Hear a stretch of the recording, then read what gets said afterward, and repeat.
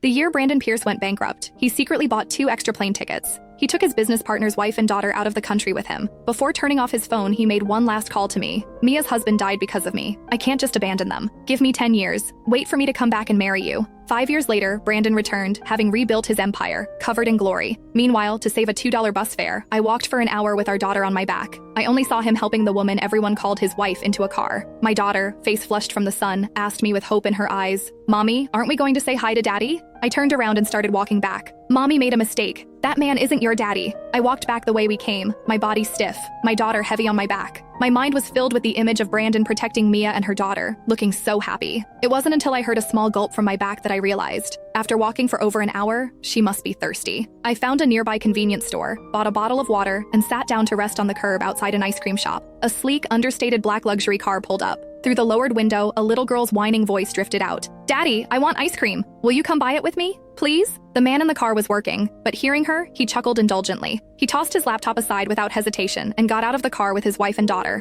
I looked up and locked eyes with Brandon. He stopped. His body froze, and he didn't take another step. Our reunion after 5 years wasn't the joyful occasion we had once imagined. Right now, he had a beloved wife and daughter by his side. Naturally, he didn't want to see me. Mia, standing next to him, noticed. She let go of his arm. She walked up to me. "Hannah, is that really you? It's been years. Why do you look so old?" Mia looked me over and secretly sighed in relief. Then, her eyes filled with undisguised smugness.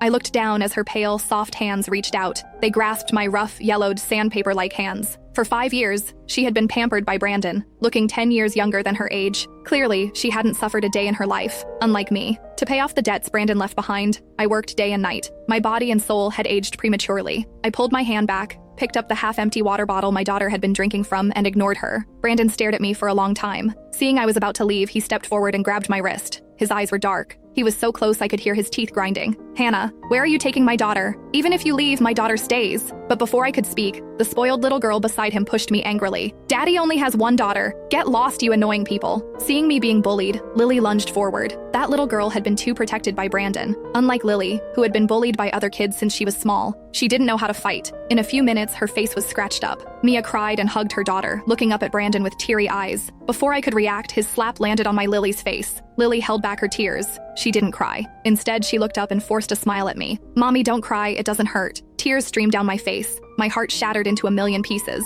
The more she smiled, the more I hated myself. Hated my incompetence. Hated that my Lily had a father like Brandon. Brandon's hand froze in midair. His lips moved, looking a bit lost. "I didn't mean to." Mia's daughter's sobbing seemed to encourage him. "You've spoiled Lily rotten. Hitting her sister like that? Who knows what trouble she'll cause in the future? But how could Brandon know? If my Lily